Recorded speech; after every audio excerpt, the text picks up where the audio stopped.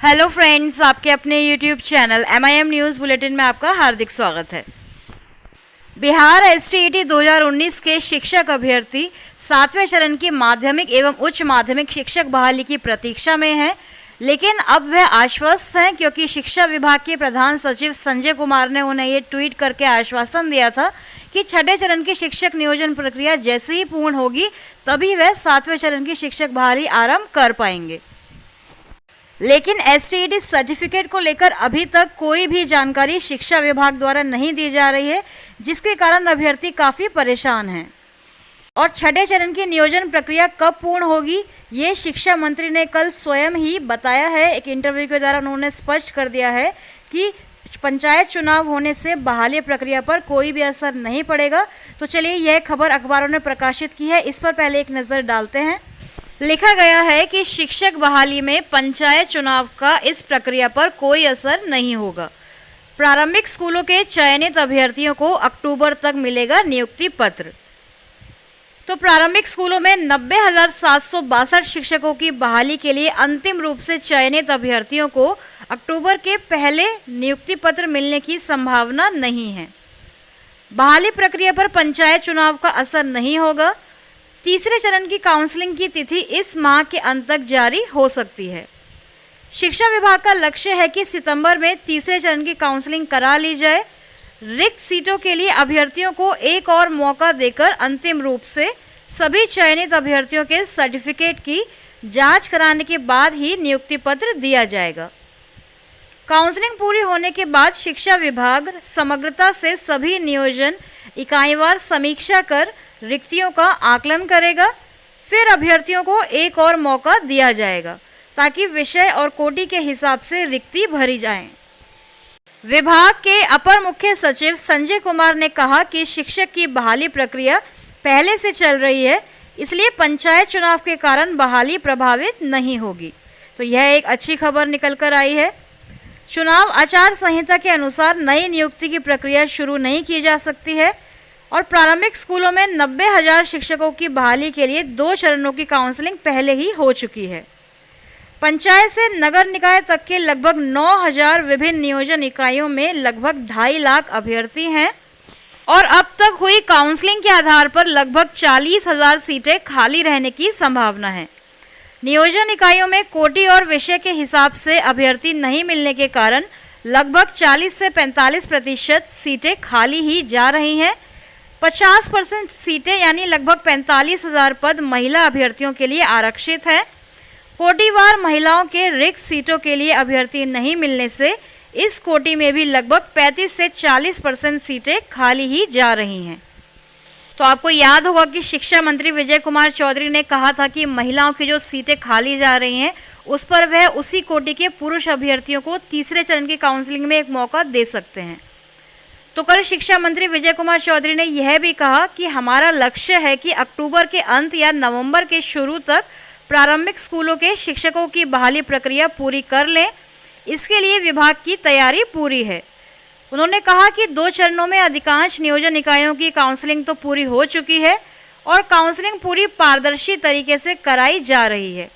सभी नियोजन इकाइयों की काउंसलिंग की वीडियो फुटेज भी उपलब्ध है। पारदर्शी प्रक्रिया के लिए पूरे उपाय किए गए हैं और चयनित अभ्यर्थियों के सर्टिफिकेट जांच के बाद ही नियुक्ति पत्र दिया जाएगा। तो यह एक अच्छी खबर है और इस खबर को आज के तमाम अखबारों ने प्रकाशित किया है कि पंचायत चुनाव से काउंसलिंग की प्रक्रिया भी बाधित नहीं होगी। शिक्षा विभाग ने भी यह जानकारी दी है कि काउंसलिंग प्रक्रिया अबाध रहेगी। दरअसल ऐसे कयास लगाए जा रहे हैं कि पंचायत चुनाव से काउंसलिंग प्रक्रिया बाधित हो सकती थी। पहले ऐसा कयास लगाया जा रहा था।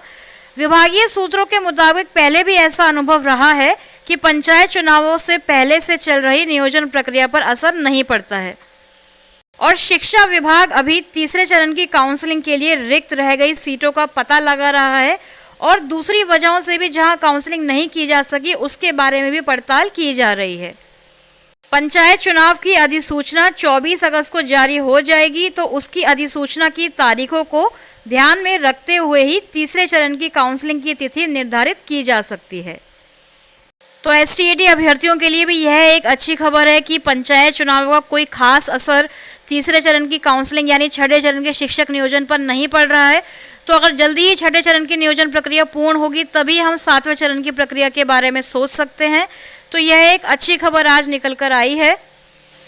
दूसरी खबर की तरफ चलते हैं, जहां लिखा गया है, हेडिंग बनाई गई है कि प्रधानाध्यापक की नियुक्ति के लिए जारी नियमावली में विसंगतियां और उसमें सुधार हो।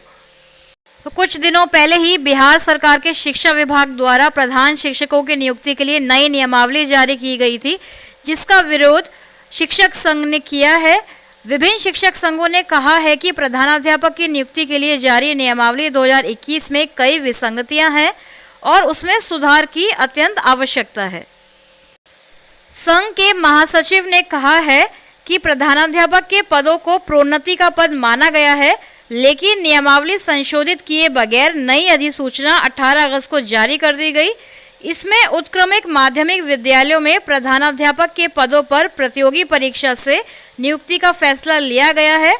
साथ ही 8 वर्षों का अनुभव रखने वाले उच्च माध्यमिक विद्यालय के शिक्षकों और 10 वर्ष का अनुभव रखने वाले माध्यमिक शिक्षकों को प्रतियोगी परीक्षा में शामिल होने का अवसर दिया गया है।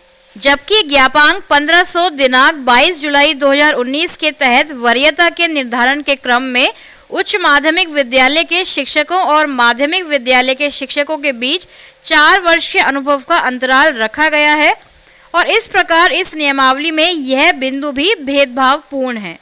इसमें तुरंत संशोधन किया जाना चाहिए। सरकार ने 35% महिला शिक्षकों को नियोजित किया है, किंतु प्रधानाध्यापक की प्रतियोगी परीक्षा में शामिल होने के लिए महिला वर्ग एवं SC/ST के शिक्षकों को मात्र 5% की छूट दी गई है। अतः यहाँ भी महिलाओं को सेवा अनुभव में छूट मिलनी चाहिए।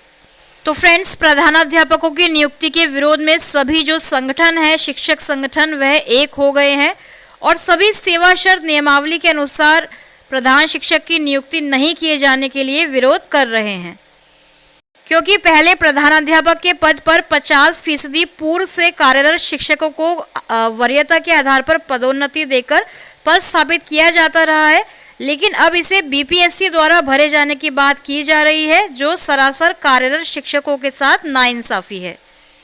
तो कई शिक्षक संघों ने इस मुद्दे पर आंदोलन शुरू करने की बात भी कही है और उन्होंने कहा है कि यदि नियमावली में सरकार ने संशोधन नहीं किया तो शिक्षकों द्वारा राज्यव्यापी आंदोलन 4 और 5 सितंबर को किया जाएगा। इसके अलावा माध्यमिक शिक्षकों ने भी कहा है कि विसंगतियों को हो निराकरण।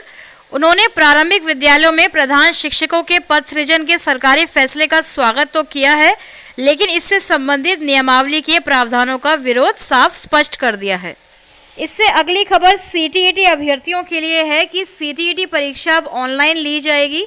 केंद्रीय माध्यमिक शिक्षा board CBSE central teacher eligibility test यानी CTET अब ऑनलाइन मोड से लिया जाएगा। बोर्ड ने इसकी जानकारी पहले ही सभी क्षेत्रीय कार्यालयों को भेज दी है। बोर्ड की माने तो जून वाली परीक्षा की तिथि जल्द ही जारी भी कर दी जाएगी। ज्ञात हो कि CTET जून और दिसंबर में आयोजित किया जाता है और अभी तक ऑफलाइन परीक्षा ही ली जाती थी, लेकिन कोरोना के कारण बोर्ड ने ऑनलाइन परीक्षा लेने का निर्णय लिया है और इस बार से आप पहले से अवगत भी होंगे कि बोर्ड ने परीक्षा के पैटर्न में भी बदलाव किया है। इस बार से तथ्यात्मक की जगह critical thinking, problem solving, reasoning, concept की समझ और एप्लीकेशन वाले प्रश्न पूछे जाएंगे। इसके लिए जल्द ही ब्लूप्रिंट भी जारी किया जाएगा। तो फ्रेंड्स, CTET अभ्यर्थी भी आगे आने वाली परीक्षा की प्रिपरेशन के लिए, तैयारी के लिए हमारे चैनल से जुड़ सकते हैं और वीडियो को कॉपी करके अपने चैनल पे अपलोड करने वाले यूट्यूबर से आपको सावधान सतर्क रहने की ज़रूरत है।